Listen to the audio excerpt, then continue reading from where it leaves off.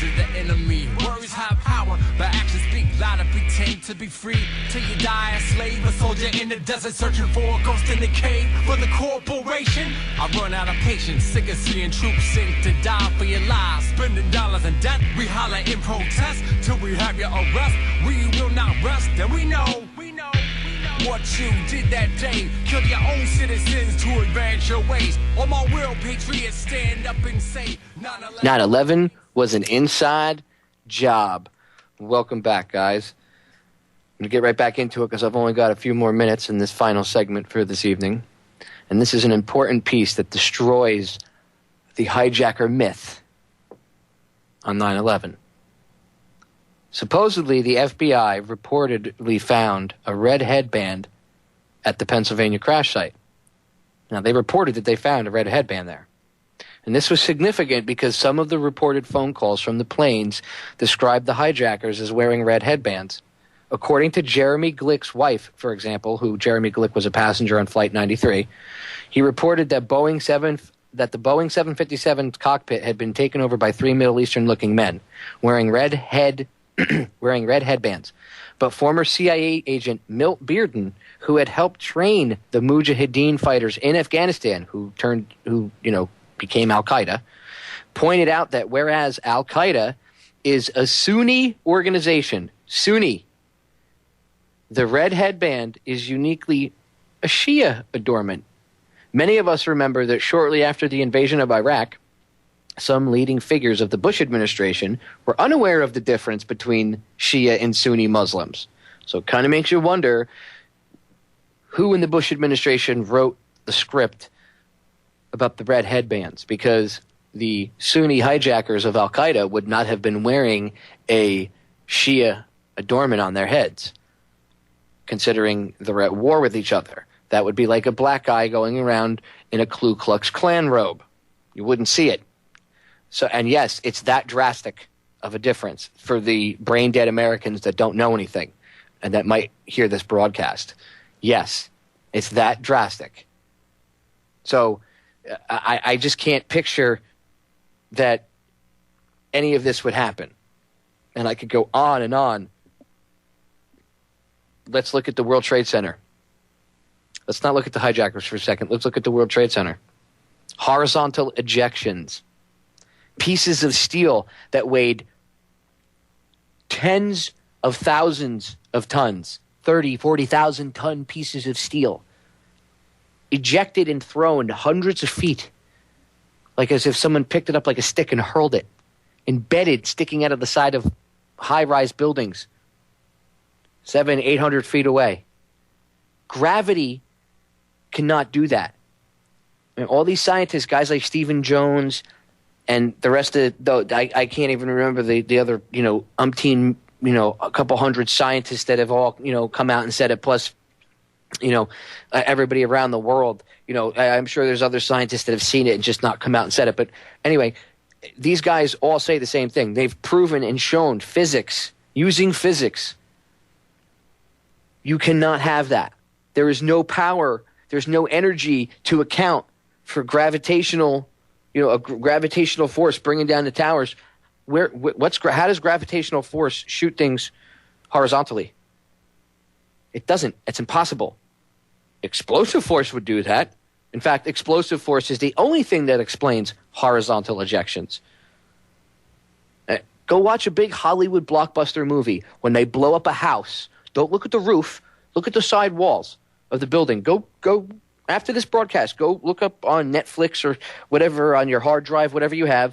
Look up whatever movies you have. Go look at one where there's lots of explosions and they blow a building up, like a house, or they're attacking a camp and they blow up one of the military bases in like Guatemala or whatever. Go look at it. When they blow up a building and in the movies they use usually simple dynamite. They don't use C4. Most of the time they just use simple dynamite, and gasoline because it makes big explosions and stuff. But when you and when I say explosion, I mean fireball. Go look at the side of the building. It'll blow it. You'll see the 2x4s and the sides of the building explode, and you always see they have that side camera shot. And you see the 2x4s coming at you, all horizontal ejections. Gravity pulls down. How could those huge metal beams be tossed around? Just like you see those 2x4s getting blown out of, a building in a movie and you see the stuff flying to the side. It's exactly what happened on 9/11. An airplane can't do that. Even the explosion from the initial impact would not have been powerful enough to break loose the metal and steel and then hurl it. It's impossible. We're dealing with a physical impossibility. But then when you look at the alternative theory, those physical impossibilities are accounted for, whereas the government's official story, they are not. They are just simply not talked about or ignored. Look at Norman Mineta's testimony. He testified that they were in the bunker at like 9:15 with Dick Cheney. According to the 9/11 Commission report, he didn't get in there till after 10 o'clock, and it was after Flight 93 had crashed. And Norman Mineta testified that that's not, that his testimony refutes that. And when he testified to the 9/11 Commission, you can see it. He said that Dick Cheney was in there at like 9:15, and he pretty much ordered a stand down. Now, he thought it was an order to shoot the plane down, meaning Flight 93, but the standard operating procedure was to shoot the plane down. The only way the orders would still stand, and the only way the person would have to ask that, is if Cheney had given them orders to the contrary of what normal SOP, standard operating procedure, would be. Otherwise, they don't need the president or the vice president or the secretary of defense to tell them what to do. This is, after all, the military. They train for things just like this. That's why the military has a chain of command. Interesting to note, Rumsfeld, up until about a couple of months before 9/11, and I don't remember the exact numbers, but you can go look this up, you never had to get authority from the Secretary of Defense to shoot down an airliner in a hijacking situation. And out of nowhere, Rumsfeld just changes this rule, and then the day after 9/11, they decided that was a bad idea, and how they fixed the problem was they went back to the exact way things were before Rumsfeld had changed the rule, and that's the exact way it is today. So the laws and rules that we have about escorting hijacked aircraft that are in place today are the same laws that were in place before 9/11 until Donald Rumsfeld changed it a couple of months before 9/11.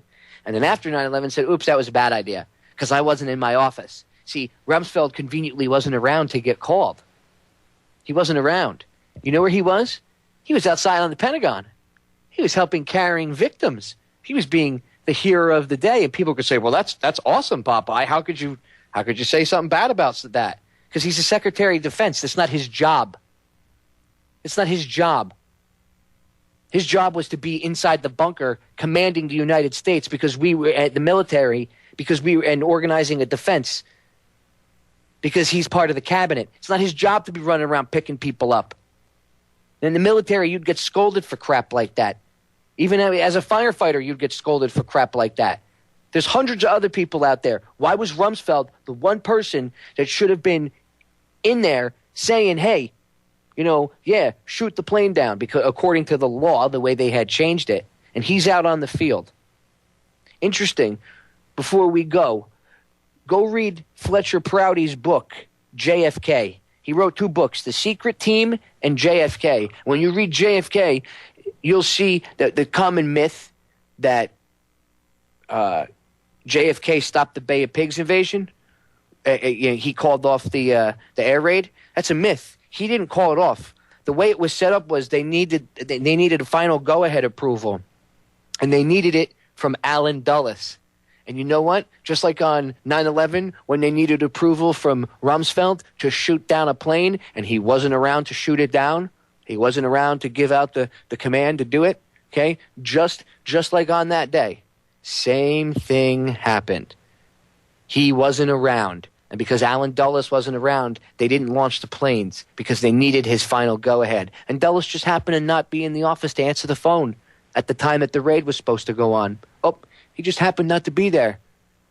And this is one of the same guys Kennedy fired afterwards. Go figure. It's not a surprise that this stuff happens over and over and over again. Obviously, for things to happen, you would have to have people look the other way. Same thing with JFK's assassination. If he had the proper protection, and Prouty talked about this a lot, if he had had the proper protection, he never would have gotten shot. And you can see right before the car makes the final turn onto Elm Street, Nightmare on Elm Street. Remember, predictive programming, movies, they all try to tell you stuff.